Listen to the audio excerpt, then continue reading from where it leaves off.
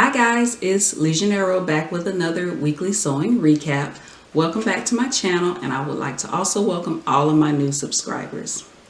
Today I want to tell you about everything that I've made over the past 2 weeks because I didn't post a video last week. So I know you all can't see it, but my table is really full, so it looks like I've been sewing quite a bit. I did sew a bomber jacket and some joggers, but I haven't photographed the look yet, but I will show you a picture of the bomber jacket because I'm super excited about it. I've wanted to make this bomber jacket for a while and I just never got around to it, but I finally made it and I am so happy. It's made with the Marvel comic fabric from Thor Ragnarok. So it has Thor and Hulk on it, and Hulk is one of my favorite comic book characters. So when I purchased the fabric, I knew that I either wanted to do a backpack or a bomber jacket, and the bomber jacket won out. I think because I'm a little burnt out on backpacks. So I decided to make the bomber jacket out of it, and I absolutely love it. All right. So that's the garment sewing that I did. And once I take a picture of the full look, I will, I'll let you guys see it. So next up, I've always wanted to work with fringe. I have made tassels, but I wanted to actually make a fringe purse. So one day I was experimenting and I had this clutch bag. I had it cut out already. I hadn't sewn it yet, but then when I sewed it together, but when I was deciding to actually make it, because I cut it out a while ago, I said, why not try that fringe project that you've been talking about to yourself in your head. All right, so I use, this is a black faux leather that I got from Fabric World here in Atlanta, and I put a black zipper on it. Don't ask me why, but there's also black and white lining. So maybe because the lining is black and white, maybe that's why I put a black zipper on it, or the black zipper is the only one that fit. I have no idea. Anyway, so I actually made it and I added fringe to all sides of it. I hope you can see that. But I love it. I was gonna do fringe just on like one side and the bottom, or either just the sides or the bottom, but I said, you know what, I have all this fringe. I took the time to actually make this fringe, so I decided to put it over the whole clutch bag. I think it's really cute. I need to pick out an outfit and photograph it for the blog because it turned out really well. Only thing that I would do differently is the seam allowance, because you can actually see where I was marking to make my fringe. So I would make the seam allowance a little bit smaller. But other than that, I think it turned out really well. I hope you guys can see it. If it's not a good view of it, I'll make sure I post a picture so you can see it. And I had a little bit of fringe left, so I actually made a key fob. So I took the rest of the fringe and I folded it about 3 times, about 1 inch, and I put a key fob on it. So this will be nice to kind of just put on a bag or something like that, or your keys, with whatever floats your boat. And this fringe is, let's see, 12 inches long. So I like long fringe. I actually prefer longer fringe, like tassels, rather than the short ones, but I'm weird like that. All right, so next up, I made another version of the Clara handbag pattern. That's my PDF pattern, and I made it in the camouflage print, which you all know that's my favorite print.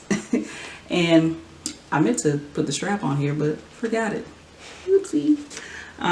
But again, I use studs, and I put studs down the front on each side. So you have your 3 sections for your pocket. Hope you all can see this. Alright. And instead of doing the recessed zipper this time, I actually did a magnetic snap. So that's something to consider, just having your facing and the magnetic snap on here instead of doing a recessed zipper. That's an option as well. Right, or you can do both. You can add the recessed zipper and the snap.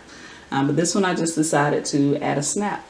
And I think I was being lazy that day, so I think that's probably why I ended up with a snap and not a recessed zipper. but don't tell anybody I said that. But anyway, yep, this is the Clara handbag pattern. And next up is the Stash Buster project, which is the card holder. And I did a quick tutorial that I placed here on the channel, and I'll link that in the description box below. But it's a snap card holder, really easy to make. It should take you about 30 minutes to make this. And if you have any scrap fabric laying around, this would be a great project for you to do and to use up some of your scrap fabric.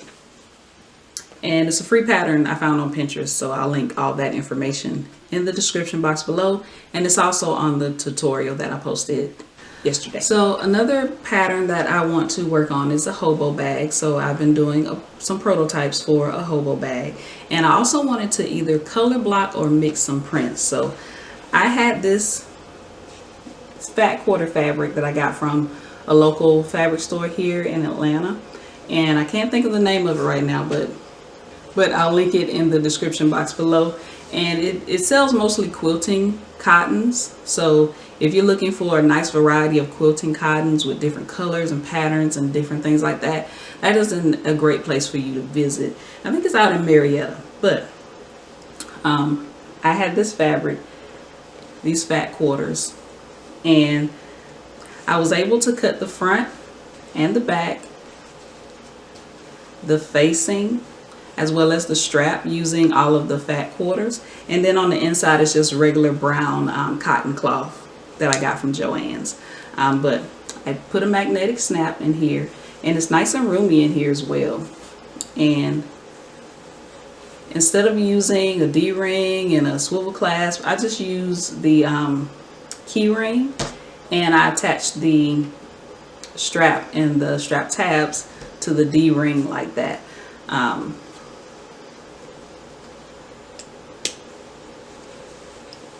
So I really like this. I posted this on my Instagram and everybody loved it.